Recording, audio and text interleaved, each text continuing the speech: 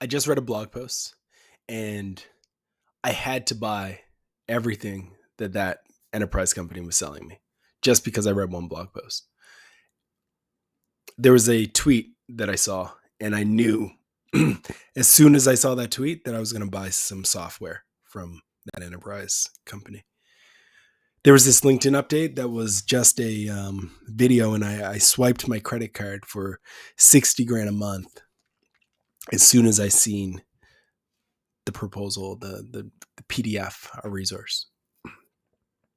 That idea never happens. None of those things ever happen. The enterprise journey is way more fragmented than most marketers think. Most marketers make the mistake of thinking that, oh, we press publish on a blog post, everybody's going to show up and start buying from us. I mostly see this problem in startups, scale-ups, early stage companies who don't think holistically around all of the things that go into a buyer's journey. Or I see it in organizations that may have started out product-led and then they make shifts to be enterprise focused. And in that shift, they think that they can sell their solutions in a product-led way, when in reality, the enterprise journey is much more complex. Or better yet, a brand that's going from, in many ways, consumer facing to enterprise or B2B. Two different buyer's journeys, two different experiences at large. And because of that, we need to think differently as marketers. If you're in B2B, then I hope you grab a cup of coffee and dive in for a second, because what I'm going to talk through here is the modern roadmap, the modern journey that an enterprise buyer goes through. It's not simplistic. It starts by a buyer being problem unaware. They don't even know they have a problem, right? Then eventually something happens that makes them problem aware. Then they go on an exploration to find a solution. Then after that, they start to say, yeah, we need this. Okay, let's figure out what our requirements are. And then they identify who's going to supply them. Now, when you're in that early stage of being problem aware, you as a brand have the ability to influence your audience. You have the ability to do a lot of things to trigger that identification of a problem. For example, you can do a launch, right? Like when you do a launch on social, when you collaborate with influencers to tell the story of a new feature, a new benefit, something that you're offering, right? That type of experience gives more visibility to the problem at large. If you do a keynote, whether it's on your own stage or at a company stage, whatever you do to tell the story of your offering, that is again helping people become problem aware. Press releases. If you can distribute a press release that actually gets picked up by journalists and reporters and they're talking about this innovative thing that you've done, then that too can help people become more problem aware. Sales outreach, right? Empower your sales team to identify. And some of the technology today is fascinating, right? Like you can identify when people have just changed their CMS on their website. And when you see that happen, there's tools that will allow you to like track everyone in your industry. And when they see that the code on their website changes from one CRM to the next, they can then notify you that this has happened. And you can use that as information to say, okay, I wonder if these folks are going to have a problem managing a certain element of this, right? You can do that today.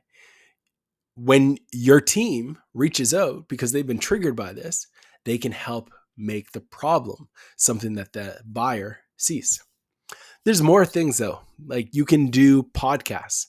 So going on a podcast where you know your ICP is listening to, you can go on there, you can have an interview talking about your solution, talking about your offering, dropping case study ideas, talking about the story of how you've achieved success for other companies. Or if you're early stage, maybe just talk about your vision. Send your CEO on to talk about the vision, about the problems that you're solving and why you're pursuing it and why they're passionate about it. Then, of course, there's LinkedIn content. A lot of people throw shade at LinkedIn. A lot of people throw shade at it, but it is an amazing platform for getting the message out there as a B2B brand and a B2B marketer.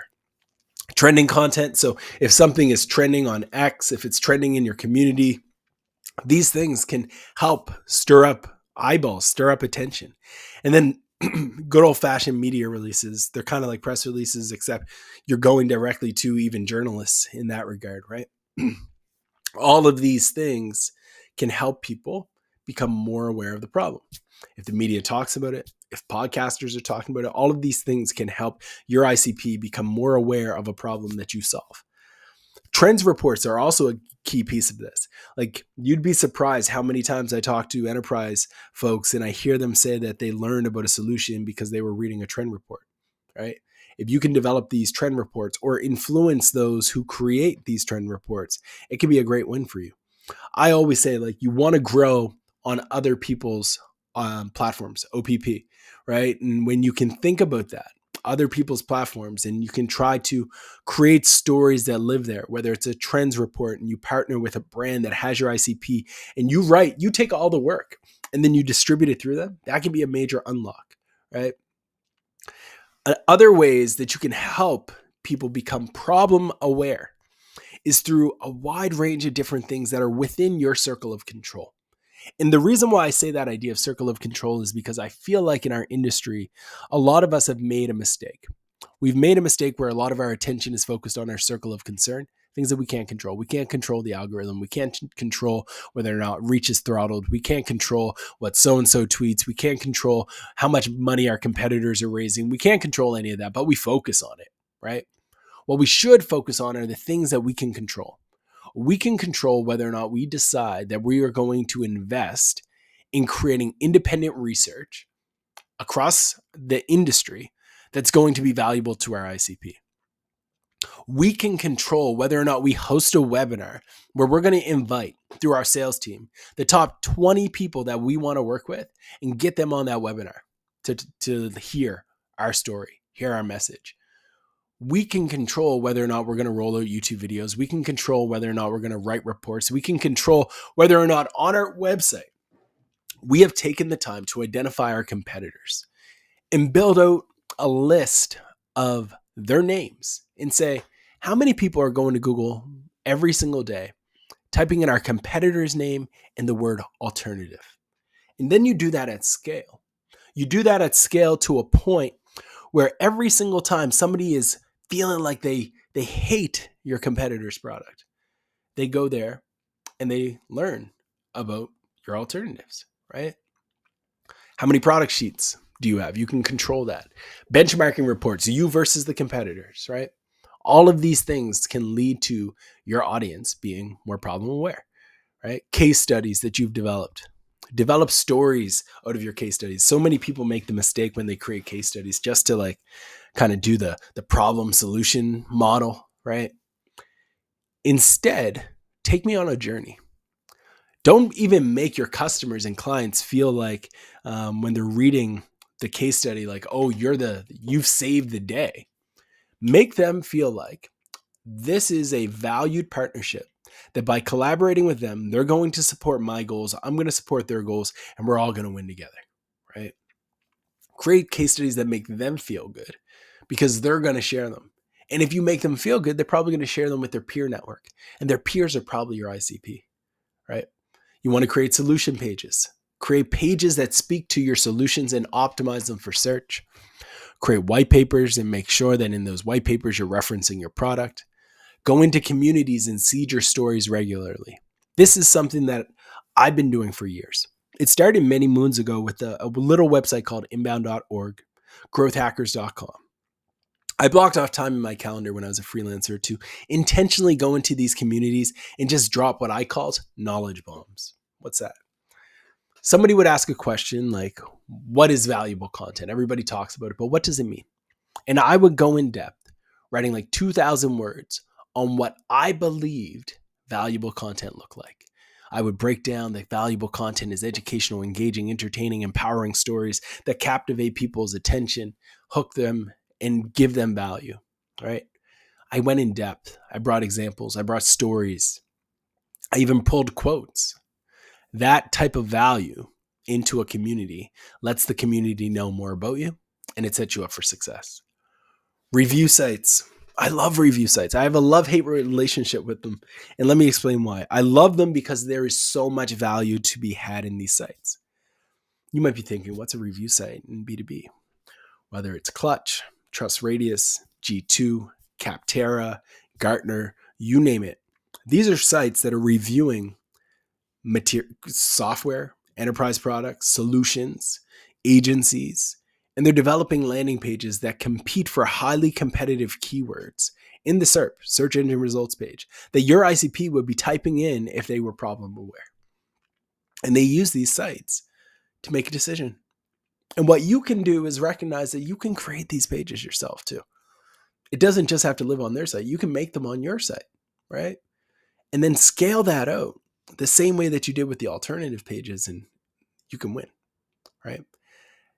When we think about this early part of the experience, I want you to realize that the content assets that you can create that move the needle to make your ICP truly understand you, care about you, and intrigued by the things that you do are significant.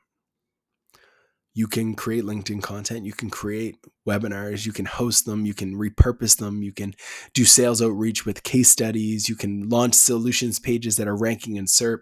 You can do all of these things. And then something interesting starts to happen.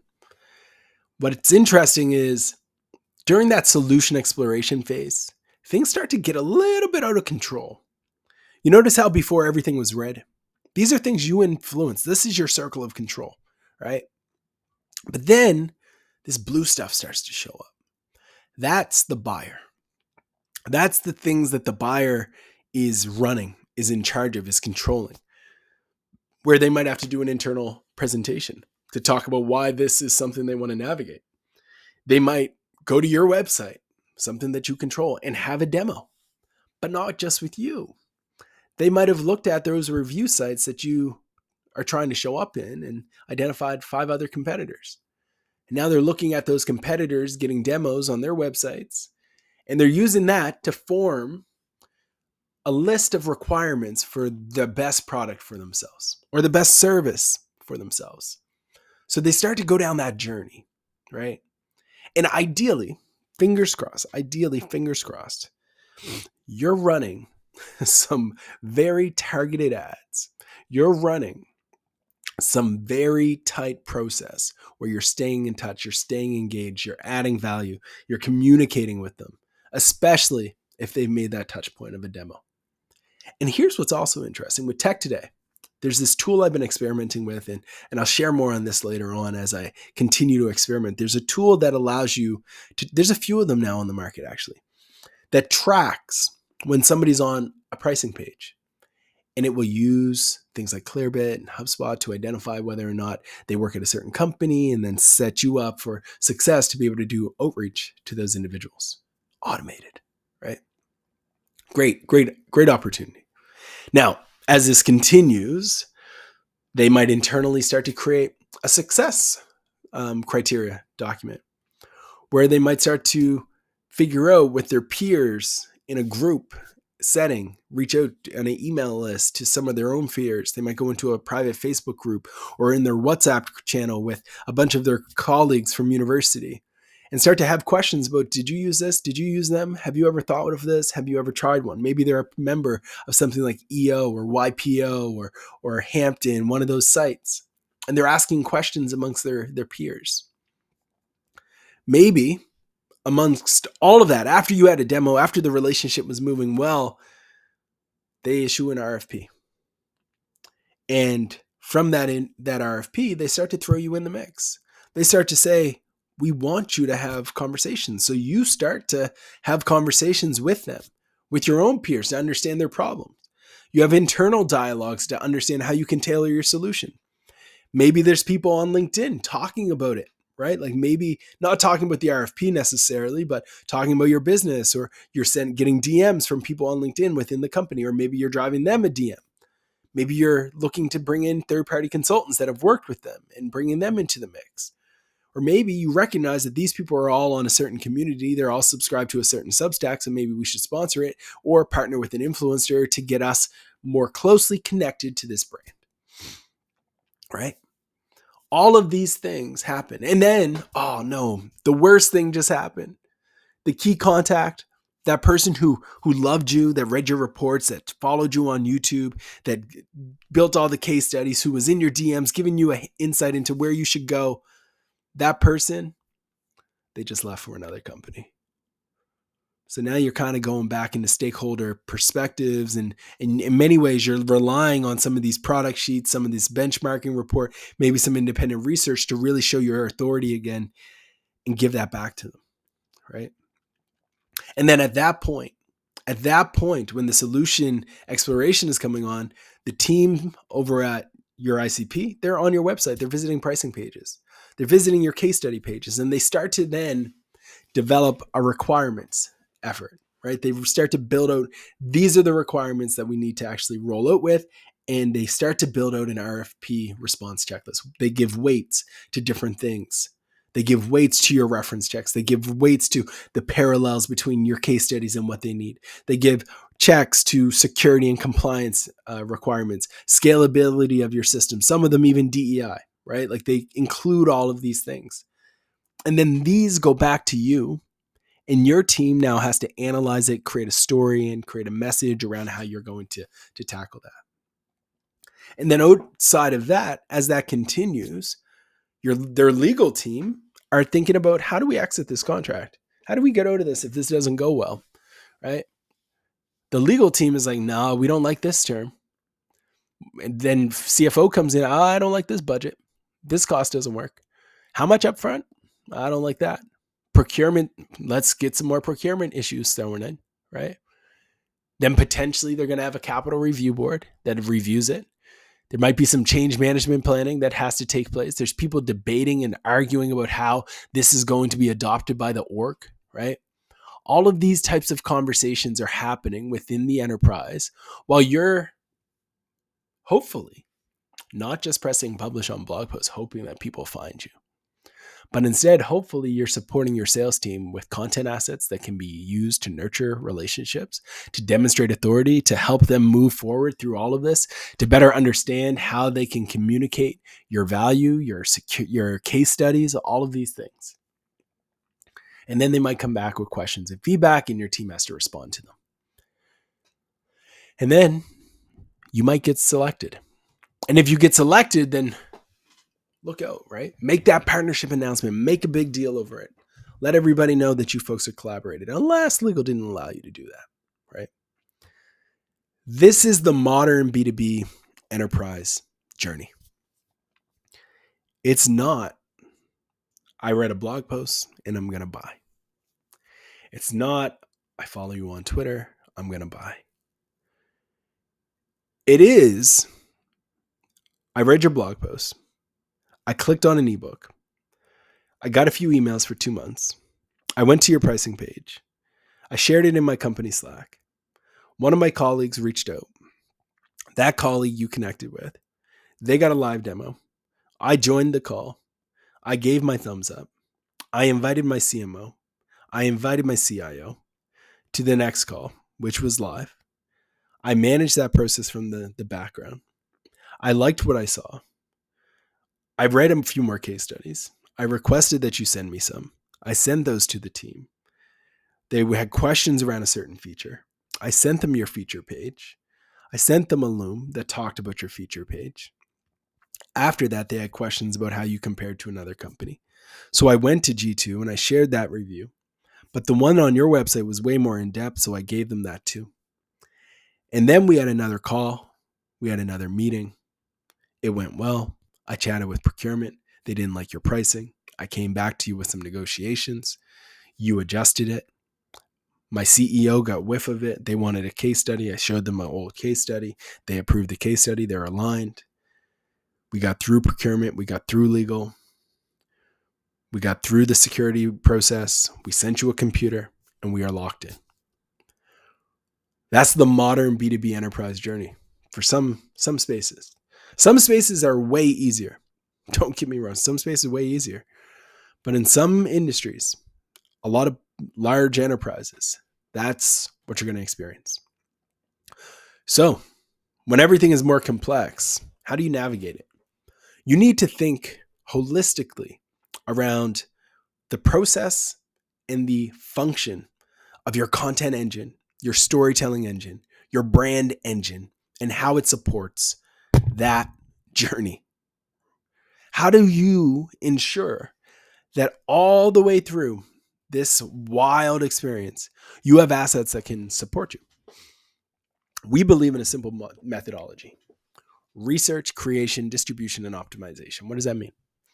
Well, it starts with researching your audience and understanding the things that they're typing into Google, your competitors that they're typing into Google, understanding what they're following on LinkedIn, what newsletters they're subscribed to, what podcasts do they listen to, what communities are they in, who do they trust, who's an authority, who's an influencer, who do they care about.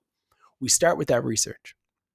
And once that research is complete and we understand your audience as well as you do, or at least as close as we can in the matter of a few weeks, learn as much as we can about your ICP, we start to build out a plan around what stories we need to tell, what investments we need to make into content, what stories we need to tell, how they should show up. Are they SEO optimized? Are they for thought leadership pieces? Are they case studies? Are they video? Do you already have a webinar function happening within your organization that needs to be repurposed, repackaged, and reshared? Maybe. We help with that too. We understand the power of social. We understand the power of search. We understand the power of thought leadership, of lead magnets, of sales enablement. And we understand the importance of creating these things so your team is being able to connect with your customer across that full journey. Now, most content agencies end there. We created a bunch of stuff. We're successful. We created blog posts. We wrote blog posts. What else can you want from us? Well, content marketing is a two-word industry. Content marketing. We do marketing for the content that we create. We don't just press publish and call it a day. We're distributing those stories in the channels where your audience is spending time. If they're in LinkedIn, we're spending it in LinkedIn. If they're in Reddit, we're spreading it in Reddit. If we're talking exclusively via email, then we're using newsletters. We're drip email campaigns. We're setting up newsletter sponsorships. We're spreading the story, right? And then finally, we do our best to not allow for content debt. And this is one that eats at me because gurus have preached at the top of their lungs, create, create, create, create, create. And the industry has listened. And with that has become a wave of content assets to just like sit on. And these brands have these humongous content libraries with pieces that they produced since 2018. But since 2018, they've never gone back and optimized those pieces. And they wonder why search traffic is down. It's because the old pieces of content that you created are no longer relevant. They no longer show expertise, authority, trust, right? They don't show any of that. So what do? A good marketer recognizes the importance of updating historical content. And they go back into the historical content, they update it for their brand voice, they update it with relevant stats, with relevant data, with relevant information, new data, new information, so it's recent. And they also inject it with the modern principles of storytelling. How do people consume content today? People want videos, throw in some videos. People want a good hook, throw in a good hook. How do search engines look at the content? We apply best practices for search to these pieces to help them increase their ranking. And then if we need to, we go down the distribution route and distribute those stories like wildfire so they can build backlinks, right?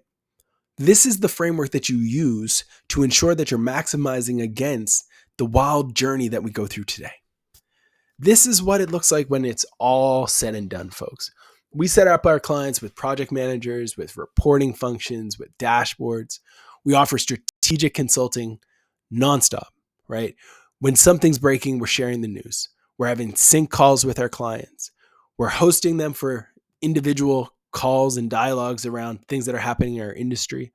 And we support them on an execution basis by doing things like total addressable market research or some variation, right? Because elements of the whole concept of TAM is broken. So we've adjusted it slightly to kind of reflect our own way of thinking. We do keyword research, backlink research. We do a development of what we call a content portfolio because we view content to be like an investment. And when you invest, you need to know that an early stage company and a late stage company aren't going to make the same investment the same way that an 18-year-old and an 88-year-old shouldn't invest in the same stocks, right? It's different. You have different risk. You have different goals, different outcomes. So let's act appropriately. We finalize a content calendar, we give it to you, we do on-site analysis, and then we start creating things, right? We create a ton of content assets, high value, high volume, right? Research-backed assets. We create briefs. If it's an industry that we don't have writers for, we go out and find them. We recruit, bring in expert writers. We manage the full content funnel, right? Brief development, SEO content, the full uploading process. We manage that for partners. We do secondary research to get quotes and insights from other people to incorporate into it. So when we share it, that person's more likely to share it as well. We run an ongoing analysis of your site to make sure that it's optimized. And then we distribute it, right? We distribute through things like guest blogging. We distribute through distribution playbooks, where we're creating carousels, where we're chopping up webinars, all of those things. And of course, we manage and run the ongoing efforts associated with optimization. That's how we do it. And by doing it like this, we support our clients execute this model in the wild, wild, chaotic mess that exists today. And if we can help you do that, it would be truly an honor to do so. We don't work with everyone. We work exclusively with brands who recognize the necessity of partnership and the necessity of not just creating a bunch of content and calling it a day, but also recognizing the value of marketing. If this seems like something that you'd be interested in, my name's Ross Simmonds. You can find me on all your favorite social media channels, but you can also connect with any of my members on my team at Foundation. We love connecting with like-minded people. I appreciate you. I hope you got value out of this video. And if you're interested in chatting more, by all means, slide in the DMs. They're always open.